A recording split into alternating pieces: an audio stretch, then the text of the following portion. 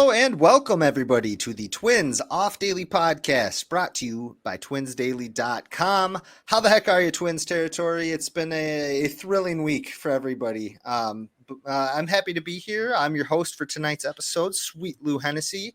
I'm here with the two usual suspects, our dear friends. Let's start off with Greg Masterson. What's going on, Gregory?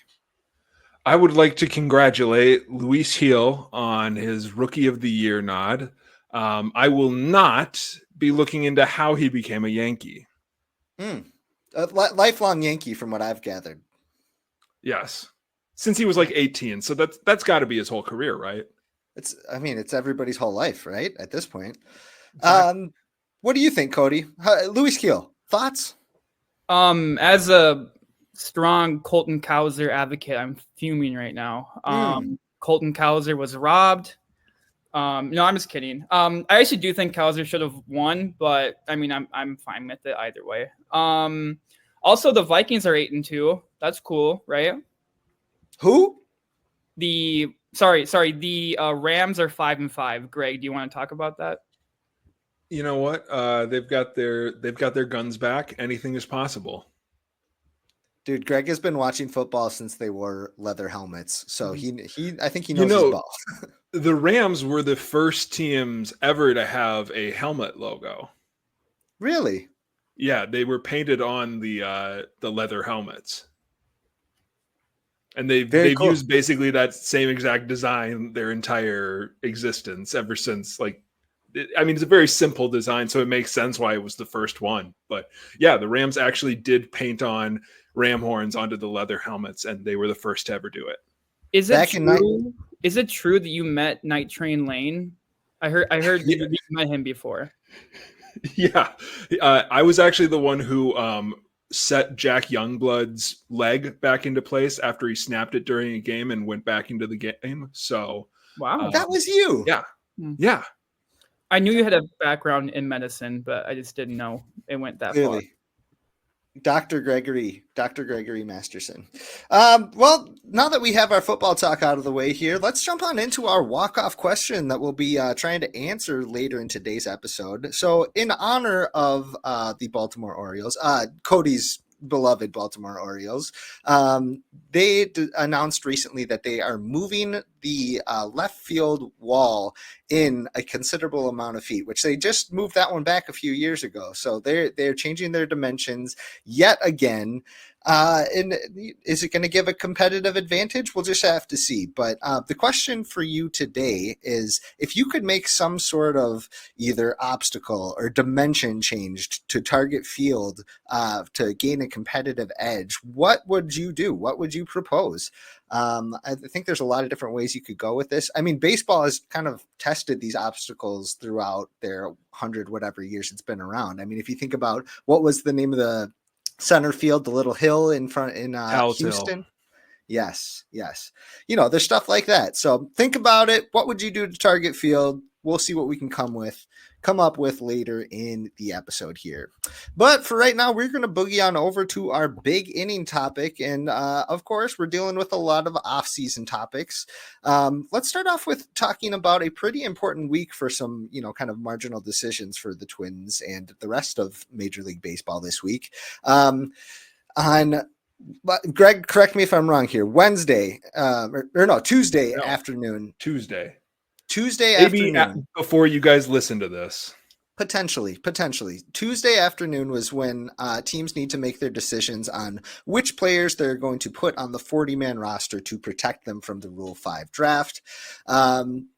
What do we think? I think there's been a little bit of coverage from Twins Daily on this subject, but I know that we have our thoughts on it as well. Cody, what do you think about who the Twins might end up protecting or leaving exposed in the Rule 5 draft? Yeah, so when you're looking at the Rule 5 draft this year, there's 7 names you want to keep in mind. So that's Marco Raya, Ricardo Olivar, Kalai Rosario, Christian McLeod, Rubel Cespedes, Will Holland, and Noah Cardenas. I think those are the main guys that can maybe get added to the 40-man roster. I think just like a brief, yes-no overview of it. I think Cardenas, Holland, Cespedes, and probably McLeod will not get added to the 40-man roster. I think those guys are pretty safe bets. McLeod, he's a lefty. He is a starting pitcher. He made it as high as St. Paul this year, but there's kind of some intrigue to maybe he could be like a lefty reliever, maybe be like a Thielbar replacement later on. But I think the Twins overall would be pretty safe not putting him on the 40-man and testing it out.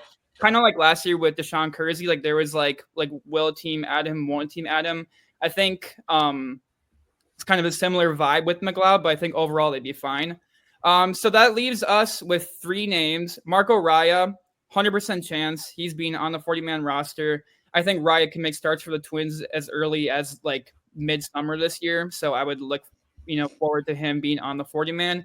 So then that leaves Ricardo Olivar and Kalai Rosario. So consensus right now is kind of that Olivar will make the team and Rosario might make the team, might make the 40-man roster. I apologize. Yeah. But there's kind of this consensus that Olivar is more likely to make it than Rosario. And in my mind, at least, I think I would flip those two based off priority. If we're looking at the Twins' organizational depth right now, I think that this team needs a right-handed hitting outfielder, and Rosario would fit the bill of that perfectly. Kind of depends on what you think of him, but, I mean, every year it feels like he shows up in the Arizona Fall League, and he just, breaks down there. I mean, it's fun to watch. I know, that league doesn't translate to major league success, but, he's good in the minors when he's healthy. He's good in the AFL. I think there is a role for him on this team this year even. It wouldn't be right out the chute. He wouldn't make the initial 26-man. But I think that there's a role for him, and I think he's somebody that you want to protect. So then that leaves us to Olivar, and so he has flexibility. He can play the outfield. I think he has some first base in him. I might be wrong. But then he also plays catcher, and that's kind of where the intrigue lies. Right now, I think you could make the debate that he provides more value than Camargo or Jair Camargo, who's on the 40-man roster, just due to the flexibility and overall higher ceiling. But I mean, I still just wonder a little bit if the Twins would risk it with Olivar. I know Greg's pretty passionate about Olivar, so I'll flip it to him. Yeah, Greg, what do you think? I don't know if I'm passionate about Olivar as a player. It's really hard for me to not put this guy on the 40-man roster. He's he's a utility-ish player who can catch. That's a perfect suspect for a team to grab in the Rule 5 draft. It's he could be our third catcher. He can play a little in the outfield. He can make it through the year on a major league roster and work behind the scenes. I struggle to have any confidence that he makes it through just because he's such kind of he's also super excited. He has hit really well in the minors.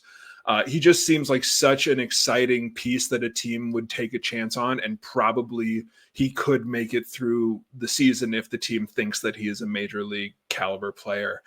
I think that Kalai Rosario actually has a better future in this organization and on this team potentially than Olivar, but that flexibility, this team, I mean, especially, we're going to get into it in a little bit, but especially if, this team moves on from Christian Vasquez, for example, this season, and you've got Jeffers and you've got Camargo, that is the depth that you have right now. And so it would be nice to have another catcher that you can keep in the organization. It's not like he needs to be up this year. He can absolutely just eat a year of options at AA or whatever.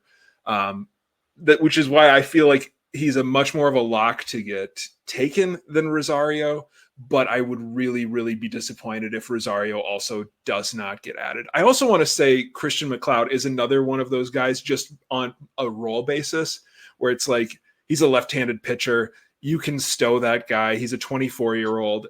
He's absolutely, I feel at risk of getting picked up just because you can stash him on a roster. If you really like him, if you're scouting, player development, whatever, says, we can do something with this guy, I could definitely see that. But I don't think that they're going to protect 4 guys. I think 3 is a safe number to feel like they could protect.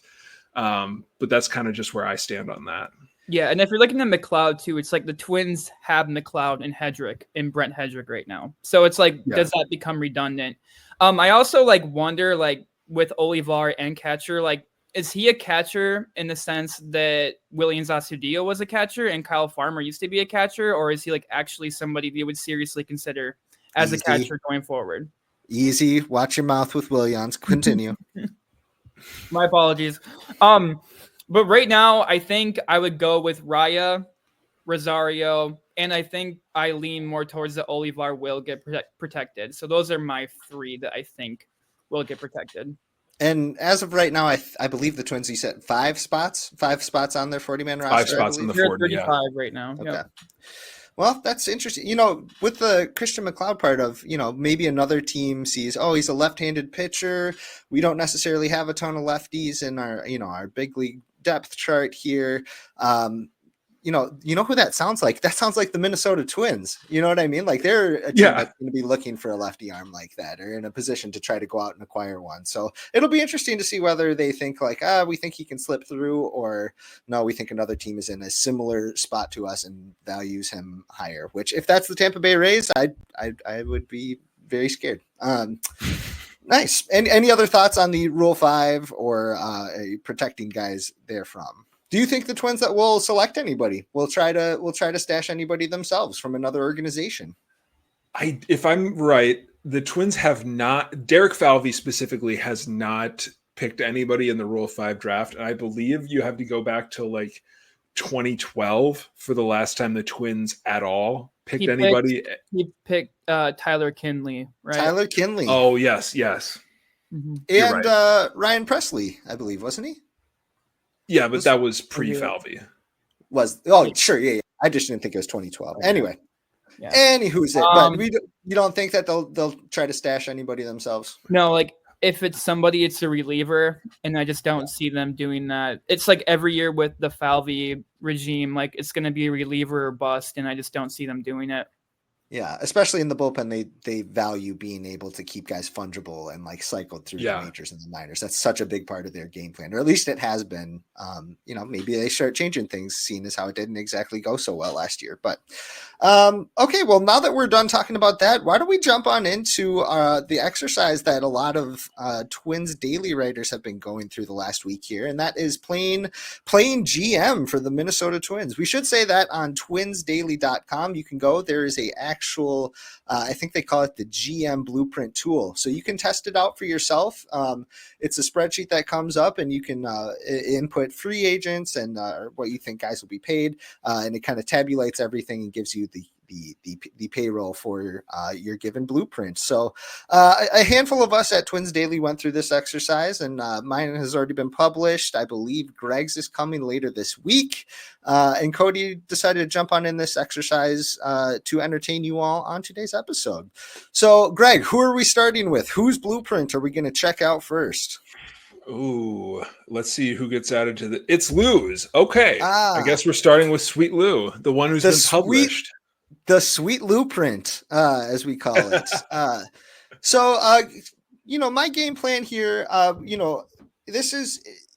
we're still going by the stipulations that, there are unfortunately some payroll restrictions. The team is said to be kind of aiming for the exact payroll as last season, which was, you see a different figure at each website, but it's somewhere around 135 million. Is that fair, guys? Somewhere around there is kind of what we're aiming for payroll wise. So with my overall approach, I still kept the core of this team in play because of their, substantial upside. I'm talking Carlos Correa, Byron Buxton, Royce Lewis, Pablo Lopez, Joe Ryan, Bailey Ober, kind of the main players here. I think if the team is going to be successful, it's going to be on their backs for sure. And the additions that I made were kind of on the margins more so. But let's start with the non-tender approach. I decided to non-tender Michael Tonkin and Justin Topa rather than pay them their modest raises in arbitration. I think they were both pegged for like 1.5 million or something like that. So it wouldn't have been too much of a risk to keep them on. I just think that they have higher upside elsewhere and unfortunately are going to be pinching those pennies still. Another major event in my offseason is to extend Royce Lewis. And I think that could be controversial to some people just based on the, he was a big part of that pretty epic collapse last season. He struggles to stay on the field, or at least he has over the last few seasons. But we've seen exactly how explosive he can be when things are going right. And, his emergence kind of reminds me of the class of Jorge Polanco, Max Kepler, Miguel Sano when they came up. All three of those players got extended by this front office to lock in their arbitration years and then add, maybe 1 year into their free agency or a couple options afterwards. I think Royce Lewis's star is a little bigger than that. So I don't think that it would be options at the end of that contract, or at least team options. I don't think. But still, I gave Royce Lewis, let's see, I think I ended up going with like a 5-year extension that locks him up for the rest of his ARB and into one free agent year. And it pays, I think I had it just under $100 million if he opted into that final year. So, that's a little raise that I'm giving right now when the team is already strapped for cash. So that means I had to shed some salary. And I believe most other writers on our staff, experimented with trading Christian Vasquez. In this dream scenario, I had him going to his former club, the Boston Red Sox, who seem to still love him a lot there. And they may be looking for a veteran to kind of usher in Kyle Teal and some of these, the young catchers that they have coming up. So I have them eating half of the contract, saving the Twins $5 million. They also traded Willie Castro to the New York Yankees. Let's see. They took on his salary and sent us back Tim Meza, who is a veteran lefty, for the bullpen to replace Caleb Thielbar, who left as a free agent.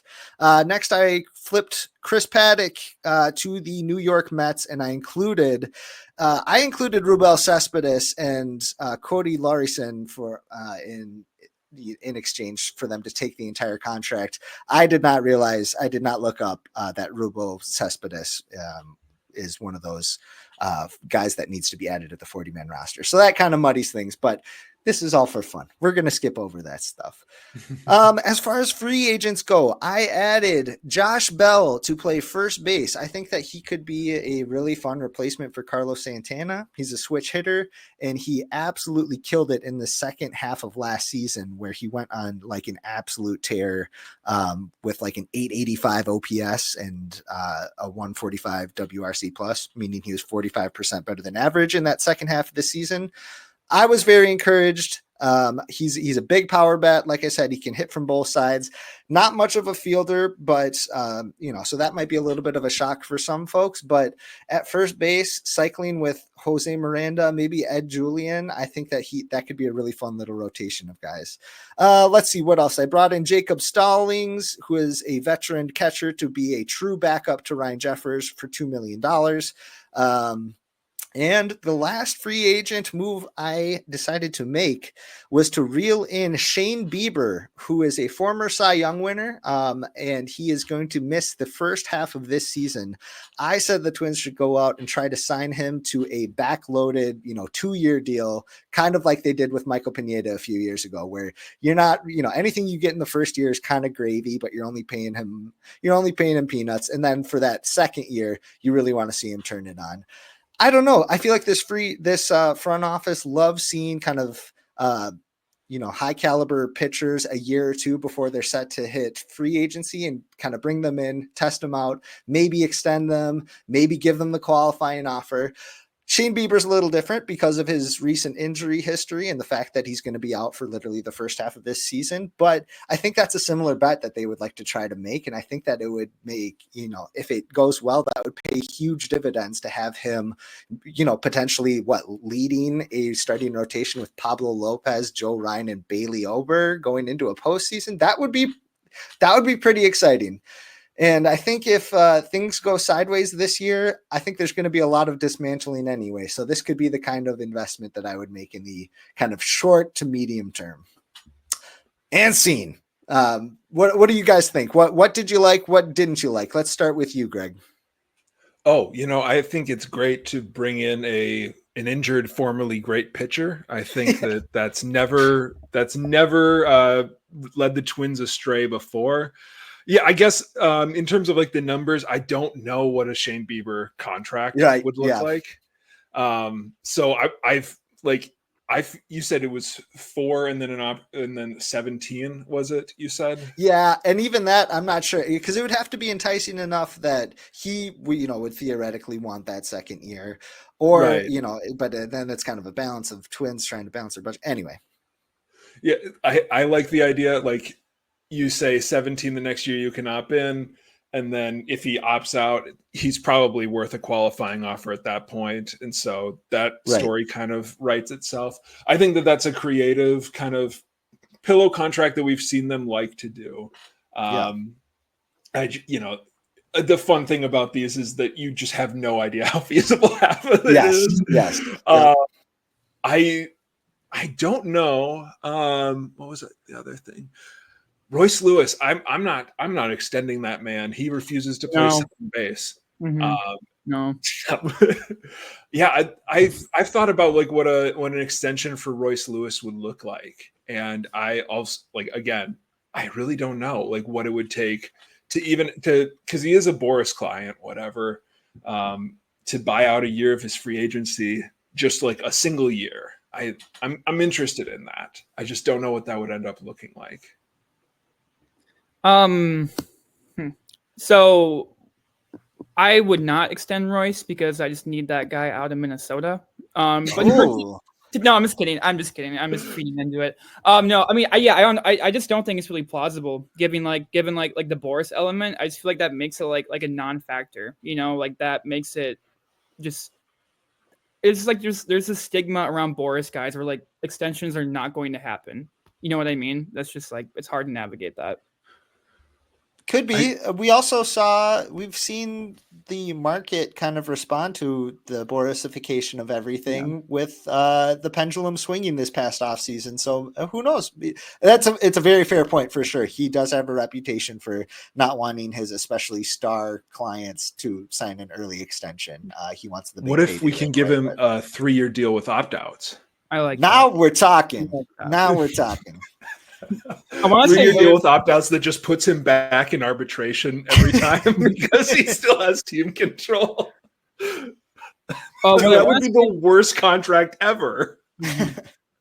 What I want to say too is that Lou's version kind of evokes ethos, pathos, and logos because you got like ethos, the Varland brother connection. That's like pretty cool. People would love that. Yeah, sorry. For the listeners here, I forgot to mention, I traded for Louis Varland's brother, Gus Varland. Didn't give up much to get him from the Chicago White Sox, but I figured maybe the two of them could have some sort of connection, like in backyard baseball. Who is it? The Kahn brothers? Weber twins. Yeah, the Kahn brothers, yeah. They got a boost from being on the same roster with each other. But however, I think there was another set of siblings in that game that Sally and Ronnie.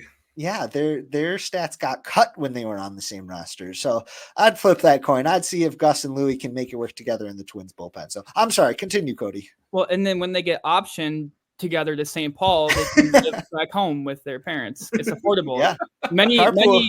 Many Gen Z are moving back in with their parents, and the Varlands will do that too. I'm just kidding.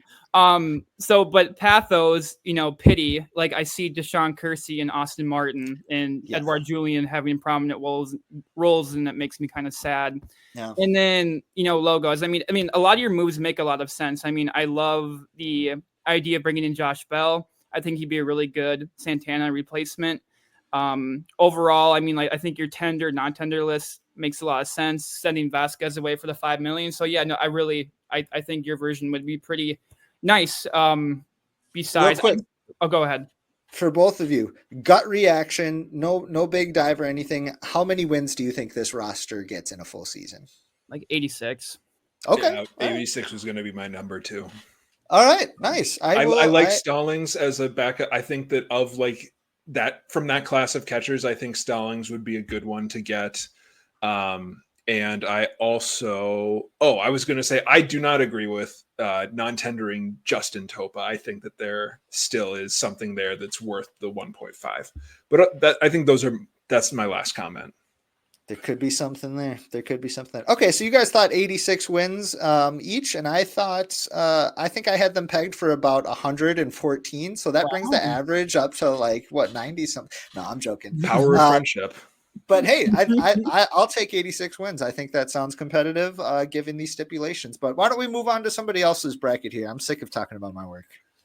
All right, I'll flash mine up. This is a spoiler. It might not have been published yet, but this is my outlook. And I'm going to also spoiler. The name of my story is "What's That Smell? It's the Funk," because there is a very funky move embedded in my offseason that was more of an exercise for Ol Gregg's doddering, leaf-addled mind. But yeah, okay. So let's just start. I am retaining all of the the core: Correa, Lopez, Buxton, Dobnak. The core four. Obviously, Alcala's contract was exercised already, so that's out of the question. I'm tendering a contract to everybody except Michael Tonkin. I will be saying goodbye to Michael Tonkin. In the story, I said, if somebody throws me like an 18-year-old reliever at rookie ball for him, sure, I'll do that. But otherwise, probably just a non-tender. My first move is the move that I've just been for months assuming is coming. They're going to trade Chris Paddock. I think that they will be able to move his entire contract, and I didn't think too hard about who it would be for. They're just going to send a DM to every single GM in the game and say Chris Paddock, and then just take whoever gives them the best deal for his entire salary. So I said he was going to the Red Sox for a catcher, Nathan Hickey, because that's a fantastic name. Number two, though, here's where I'm going to get really messy. So I don't think that they're going to be able to offload Christian Vazquez, but I know that Derek Falvey loves some funky moves. And so I put together a trade where Vazquez is going out to San Diego. San Diego is waiting on the emergence of Ethan Salas. They just lost both of their starting catchers from the end of this season in Elias Diaz and Kyle Higashioka. Now, during this year, they demoted Luis Campusano, who is a former top prospect who has just been kind of dog water outside of a 50-game stretch last year. He's already in arbitration, and it seems like the team is soured on him. So, also, they have a contract which is potentially even worse than Vazquez's contract in Wandy Peralta, a 33-year-old who has a 4-year deal where he's owed, I believe, $16 million over 4 years with opt-outs after every single year. He had a rough go of it this year. He's on the hook for $4.25 million next year, $4.45 the next 2 years, but he can opt out after every single one. So, what if the Twins traded Christian Vazquez for Wandy Peralta and Luis Campusano and threw in some prospects to make it work? The prospects that I highlighted, I know that Preller loves himself some very wide variance prospects because they're super exciting and he can trade them when they're 21 and get real value for them. So the first two names that I threw out to shop in this package were Adrian Bojorquez and Eduardo Beltre. Very, very wide variation on what those two guys could be. But then I also said, okay, if I believe in Campusano, I'm willing to talk about Brandon Winokur or Yasser Mercedes. I'm even willing, if I believe that I can get Luis Campusano back to where he could be, I would be willing to talk about some of the high minors pitching prospects, Gabby Gonzalez, whatever. I'm willing to crack the top 10 to make this work. In this hypothetical situation, the Padres would pay for $1 million a year of Peralta's contract and take about $500,000 off of Campusano's contract. It would end up, they would basically by the end of it, pay Christian Vazquez about $5.5 million this year after we move the money around. Very wild move, but I wanted to try and think through something like that to get rid of Christian Vazquez for more than just a salary dump. Wandy Peralta is a lefty. He could be your lefty in the bullpen, but it's also possible that like he's cooked and you're on the hook for paying him $4.5 million over the next 3 years. Third trade, I want to go get Yandy Diaz. I'm willing to swing for the fences to get Yandy Diaz. My initial package I wrote down was Andrew Morris, CJ Culpepper, and then either Olivar or Rosario. But I'm willing to move up basically until I get to Luke Keeschel. That's probably the limit on a Yandy Diaz trade for me. In this hypothetical situation, the Rays would cover $3 million of the deal. Also, Diaz has a trade assignment where he gets an extra $1 million paid by the new team if he gets traded. Then I just made some veteran free agent signings. I went with $2 million to sign Ahmed Rosario. Can play anywhere, can potentially be a platoon bat in the corner outfields, has speed. I've set a $2 million contract with a $5 million option for next year if they can get him back to being like a legit player. And then I really do not care. I think that they should spend another like $2 million like they do almost every year. There's going to be somebody sitting around in February who needs a job. Throw money at that. Whether that's Tommy Pham, whether that's Donovan Solano again, whether that's Robbie Grossman, I don't care. And then the last one, I want them to find a way to get Christian Pache in the organization on a minor league contract. You and your Pache, bro. Hey, listen, man, a Byron Buxton organization needs a legit center fielder behind him. And maybe Deshaun Kelsey is that guy. But if you can throw some money at Christian Pache on a minor league deal and give him a year to figure it out, I want to see it, man.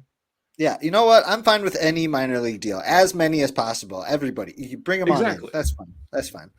Okay, this is a fun little roster. I like that a lot. I actually really like Wandy Peralta. I think that he would be a really good, veteran lefty in the group there. And with veteran arms in the bullpen, you never know what you're going to get. That's going to be the case for everybody. And I don't see them necessarily investing, $3 million, which it seems just so crazy to say, investing $3 million a year in the bullpen, but I would be all for it. I think that he's a good veteran.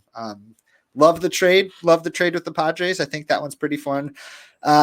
Keep Brandon Winokur out of there. I don't want him included in the trade, but Beltre, he's exciting. I think a lot of teams would highly covet him. So that could be exciting. What do you think, Cody? I was going to say, if the Twins traded Christian Vazquez and one of Bojorquez or Beltre for Luis Camposano and Wandy Peralta, I might crash out. Like, that's what I said. I'm not saying one of them. I'm saying there's a package. I swear. I couldn't fathom losing Beltre or Bojorquez for Camposano, and I know, and I want you to feel bad. I want you to feel real bad. That just that hit me. I can't. I'm sorry. No, that would, yeah. I do like the idea of Rosario or getting a Tommy Pham-esque player. I do like that idea a lot. I think that would shore up the offense. I know Gregg's really on this path, but the Twins do need a right-handed outfielder, and I think Pham would be a good insertion, or Enrique Hernandez or Adam Duvall, somebody like that. Yeah, I mean, I like it. Besides my personal connection to Beltre or Bojorquez, I mean, I think this is a good plan. It's enticing seeing Willie Castro as fourth outfielder. I traded him in mine, and that's one that it'd be fun to be able to make it work, especially over counting on someone like Kersey or Martin, obviously. But someone's got to pay the bills, bro. Someone's got to pay the bills. All right, what do we think? Should we look at Cody's? What do we say? What's the number we give to this? I think the 84. I'll say 86. The pitching depth concerns me. Yeah, you don't have Shane Bieber leading the way, so that knocks you down a peg. Okay, actually, what are the odds that David Festa has a better year than Shane Bieber? Yeah, I mean, likely. Yeah. Like, no, I'm serious. Like, what? Like, I want to do this exercise really quick. I'd say over 50%. Over 50%. Mm-hmm. I'm closer to even there. I don't know. You just every player, I feel like, and like David Fester, those kind of arms go through their kind of sophomore slumps, and I'm expecting some of those, but I do Yeah. have a lot of faith that he could be a mid rotation arm when things go right for sure. I I'm mean, ecstatic for SWR's sophomore slump. if Festa has a sophomore slump, then he might just like not be good, because his rookie year was kind of a sophomore slump too, you know. So like, I don't know. I mean, I'm excited about Festa. I mean, maybe I'm a little bit lower on him, but I'm excited about Festa this year. I mean, I don't want to be too anti Greg here, so I'll say 86 wins for this squad. We're just gonna give each other 86. Okay, awesome. I will say one last thing too. I think I'm lower on Julian than like most people, but I don't think it's a battle at second base. Like I think like Lee or Lewis will play one of second or third. And I just don't think Julian has like a solidified role on this team next year. I don't. Oh, sorry. I was going to say, if it is, maybe he looks at a diminished role. You know what I mean? He's strictly a platoon bat, which might be good for him in the long haul, might be good for the club in the long haul too. But I agree. I think it's going to be Lewis or Lee at, bulk time at second base. See, when I noted down, and I guess for the audio only audience, I would say go to YouTube for this edition of the Twins Off Daily podcast, because there's a visual guide available. When I wrote down Lee and Julian position battle at second base, that was actually more of an indictment on how I feel about Brooks Lee right now than saying that I'm a long-term believer in Eddie Julian. Fair. No, I get that. That's fair. Lee looked pretty brutal by the end of last season, so very fair. Okay, so we all agree everybody gets 86 wins. Cody, you want to go to yours? Yeah. So Comrade. Speaking of visual guides, my very aesthetically pleasing. I did this like this was planned ahead a long time ago. I just never was able to put it on the chart. So, excuse me. So we kind of went over the tenders and the non-tenders, but pretty much I have Tonkin being the only non-tender. I could see Stewart being a surprise non-tender, but I think the Twins like him. I mean, like the injury concerns might be significant enough, but overall, I think that they do keep him ultimately, considering his money and like his price tag is so low.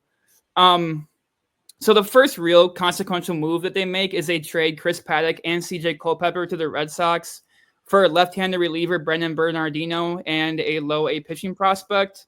So I'm on the same page as Greg here by sending Paddock to the Red Sox. We did not brief this beforehand, so I think he and I are just thinking alike on this. There's another note down here that makes it really feel like we did brief before this. I know. This is not good. I'm pretty much plagiarizing you at this point. But so the Twins were able to dump off all of Paddock's money. That's part of sending Culpepper to and getting only a left-handed reliever in return. So basically, Bernardino would take on the Thielbar and Okert or Stephen Okert role. He'd become the Twins' primary left-handed reliever. So then next, they trade Christian Vasquez, David Festa, and Rain Doncone to the Rays for Yandy Diaz and Drew Rasmussen. So again, like Greg, I stole his idea. I stole his flow.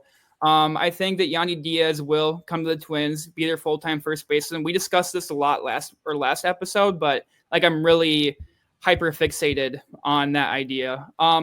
So Drew Rasmussen was injured almost all of last year, but he's a bounce back candidate. He's only going to make $3.3 million. I know Saris. I don't know if it was on Stuff Plus or like projected ERA, but he had Drew Rasmussen as a top 5 pitcher for next year. I mean, there's a lot of things that go into that. I mean, and I know a lot of baseball nerds don't really like Stuff Plus that much, but I think there is some merit to, using it as a tool for analysis. So that's kind of interesting. Next, Griffin Jax will convert into a starting pitcher. So the rumors will come true. So this means that the Twins starting rotation would be Pablo Lopez, Joe Ryan, Billy Ober, Drew Rasmussen, and starting pitcher Griffin Jax. Don't know how it would turn out, but that's what they choose to do.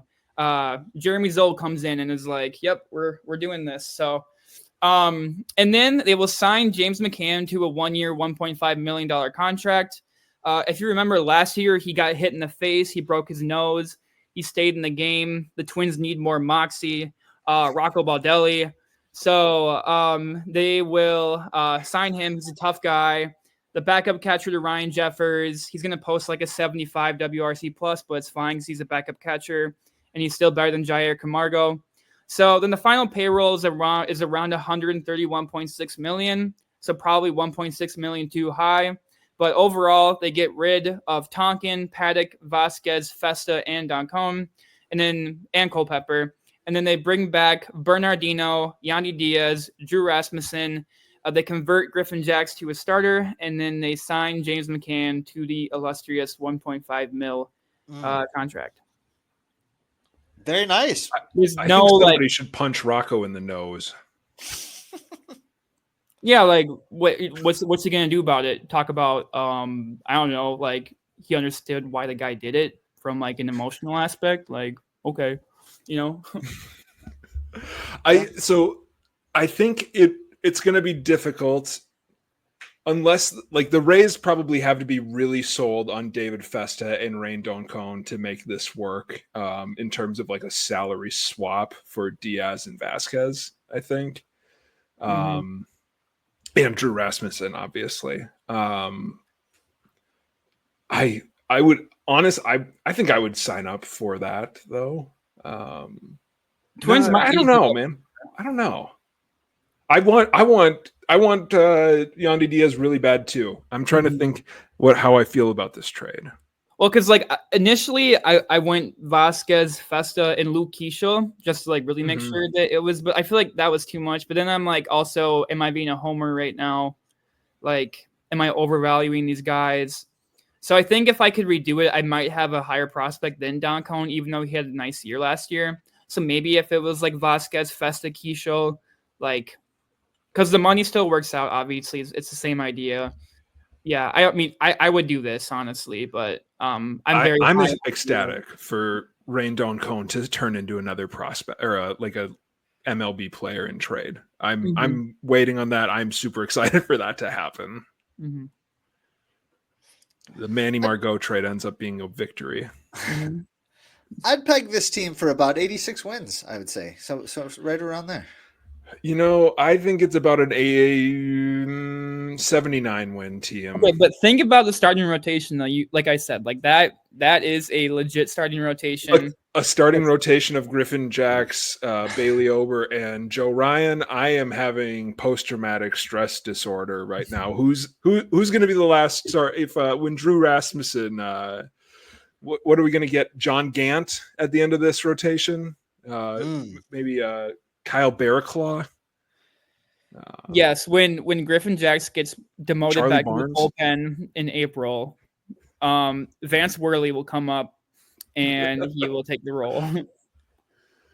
I do appreciate the consistency. We're all saying get rid of Tonkin, please, and then with one exception, we're pretty consistent on that because Lou said get rid of Topa. Otherwise, we're saying tender everybody. Lou does say trade Castro in the process, but I'm still pretty high on Topa. Like I think he has like a ingrained. I do too. Yeah. Yes, please get rid of Tonkin so that they can inevitably trade for him twice in the middle of the year again. That's absolutely what they need to do. I've been everywhere, man. Griffin Jax to the rotation scares me. I wouldn't try it. I think he's turned into such a valuable role where he's at right now. And I would hate seeing it. But then again, if he has that nasty stuff in a starting role, that would make them, I mean, he'd instantly become their second best pitcher probably. If things are going well and they continue.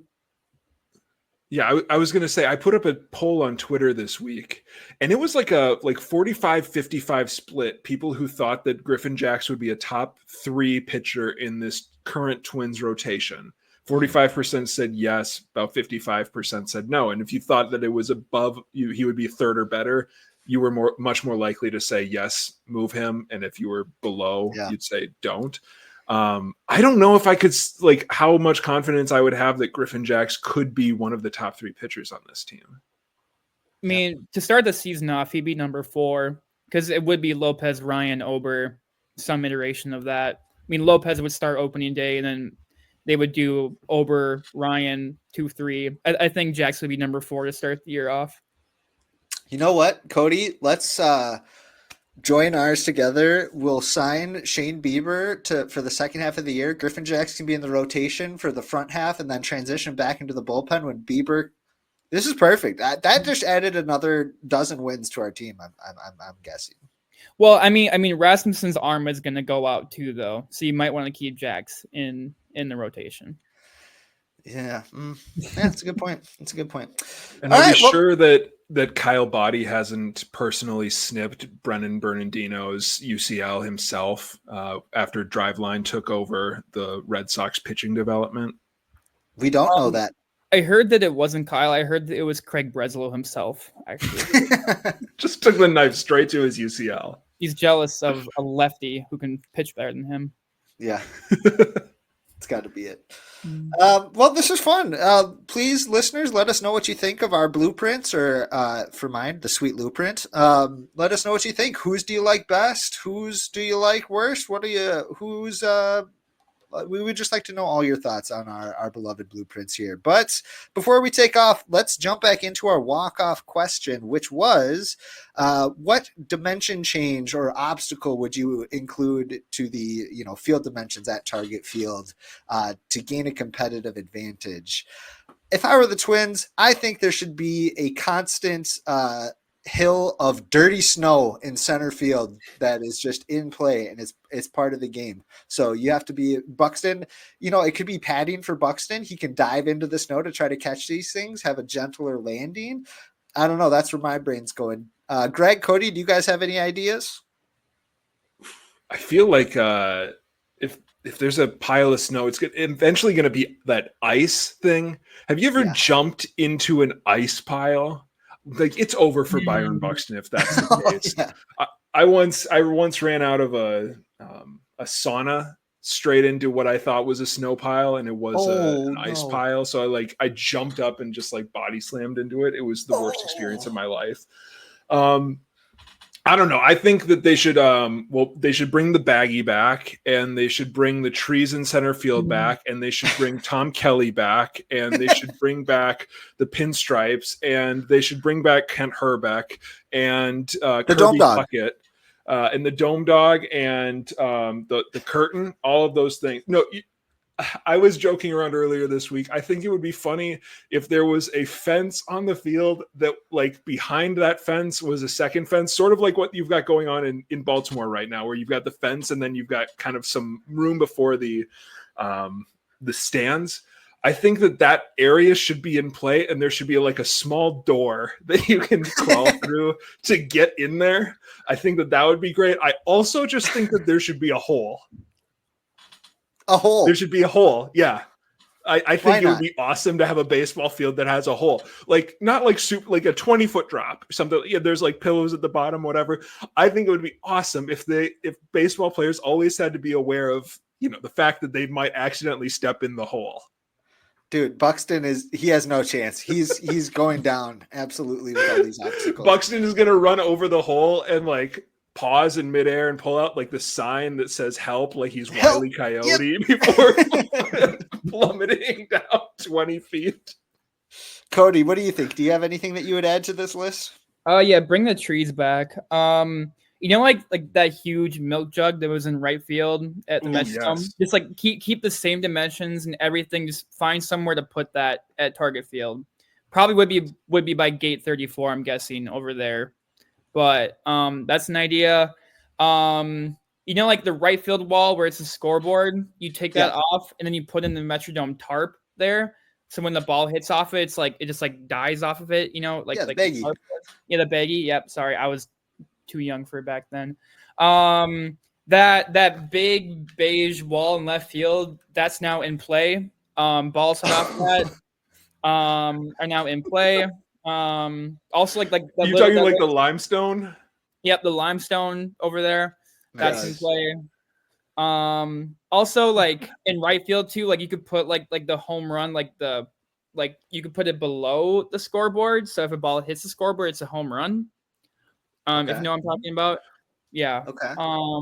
Yeah, I don't know. There's a lot of things you could do. How far out can we continue to extend the flower bed? Yeah, that's a good point. Mm-hmm. Like it's only like 4, like it's what, like 2-3 feet out. Like what if we moved it like 10 feet out? And then we brought it to center field too. So then the left field one connects with the right field one, and it's just like hovering over the field. Pretty soon it's all Tiger just flower Stadium bed. used to be set up like that, where like the stands actually did come out, like in the second deck did come out over the outfield like a little bit. I think that was a feature.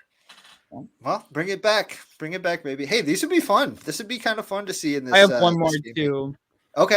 We need to knock down the apartment complex in left field so that like the wind patterns go out there now, so the Twins can hit more home runs. Because I heard some conspiracy theorists. Wasn't there a thing where like the apartment complex made it where balls aren't going out to left field anymore?